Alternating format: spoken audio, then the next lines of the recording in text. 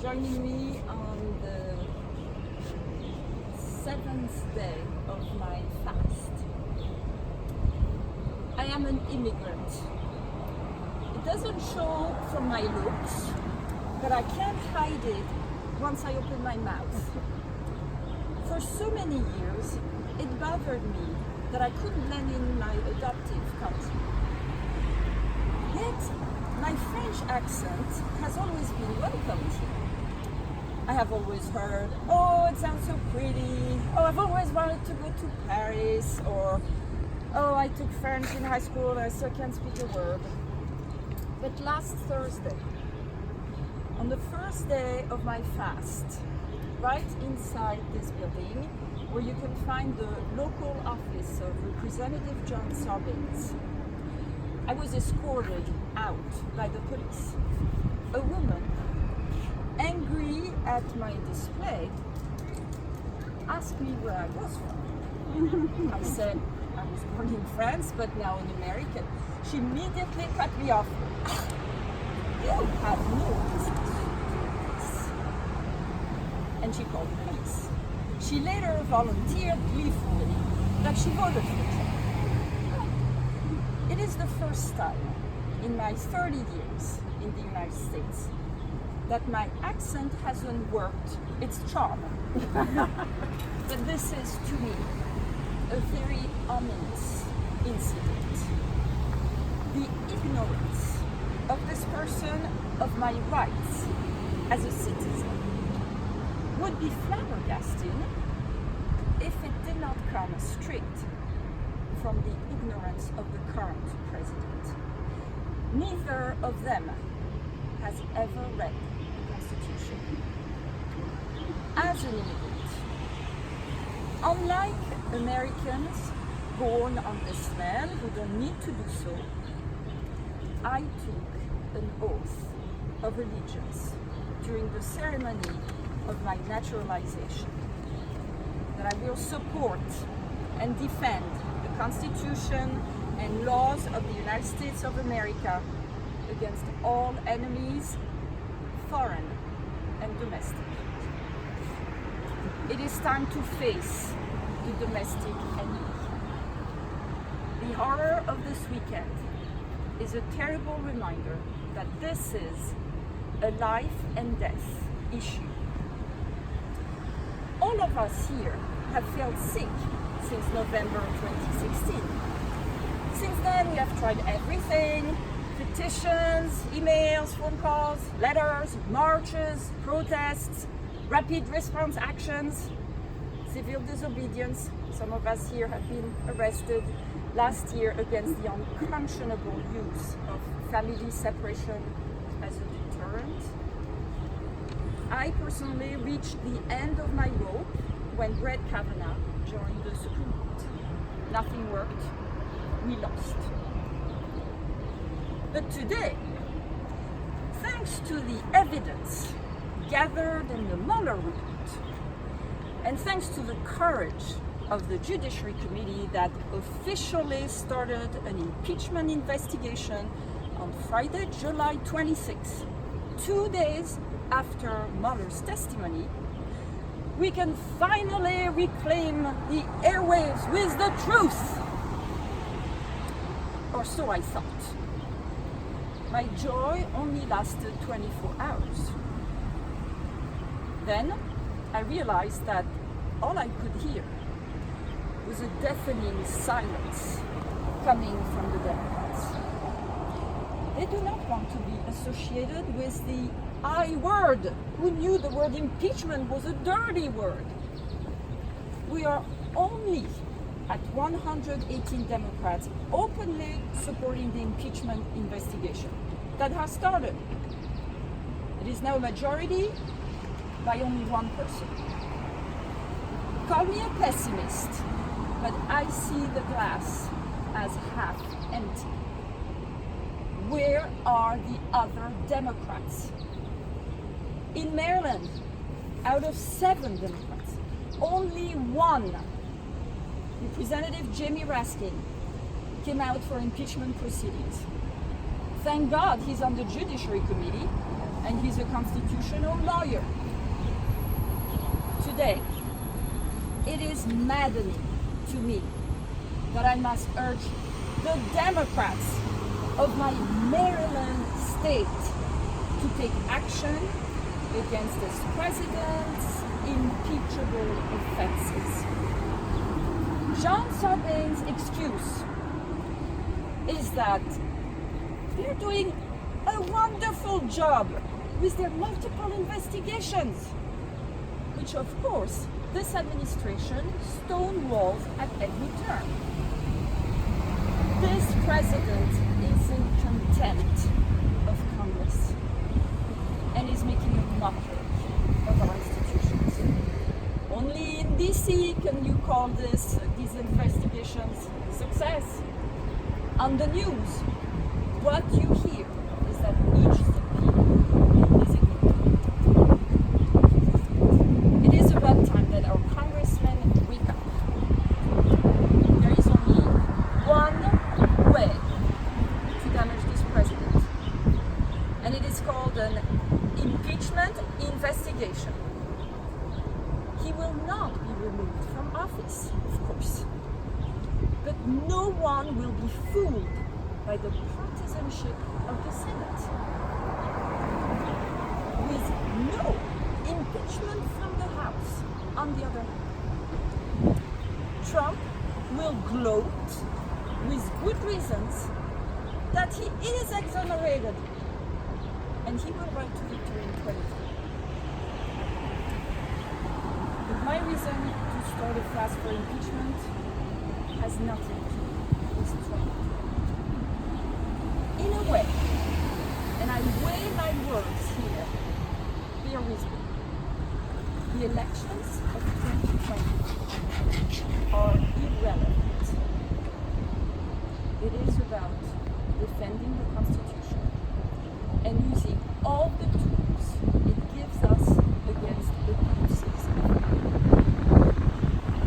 Trump has committed impeachable offenses on several grounds of obstruction of justice.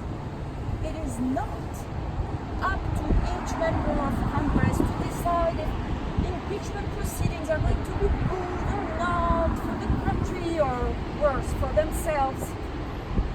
It is their constitutional duty. It is the only answer to the onslaught our institutions are subjected to.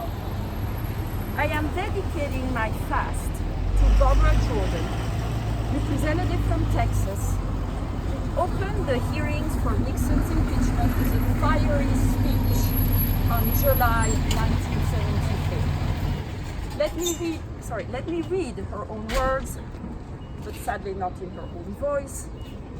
I quote, "My faith in the Constitution is whole, it is complete, it is total. I am not going to sit here and be an idle spectator to the diminution, the subversion, the destruction of the Constitution." End of quote. Here is my verdict for the 6 Democrats in Maryland who have not come out yet for an impeachment investigation. You are in breach of the oath you took when entering Congress. You are not defending the Constitution with the only tool there is for impeachable offense, an impeachment investigation. You are failing the Constitution. More personally, they're blocking me from honoring the same oath I took in 2012. I approach them as an equal. They may be in Congress, but their oath is no more powerful than mine. And I am on the street where real democracy lives. Why is this so important to me? Because of the painful history of my birth country during World War II, and because of my own family history. My inspiration is my grandfather, and I will hold the last picture we have of him from this book, and I will show it to you after I'm done speaking. a self-educated man who already fought in World War I and came back injured. He read Mein Kampf in the 30s, the book Hitler wrote in 1925. He was horrified. But unlike most people at the time, he took it seriously. He tried to convince his socialist comrades that this man was dangerous and would act on his racist ideology if he were not stopped. But his own socialist fellows were too busy working on the wonderful social reforms they brought to France in 1936. Breakthroughs like paid leave, the 40-hour week, and labor laws. No one listened to my grandfather.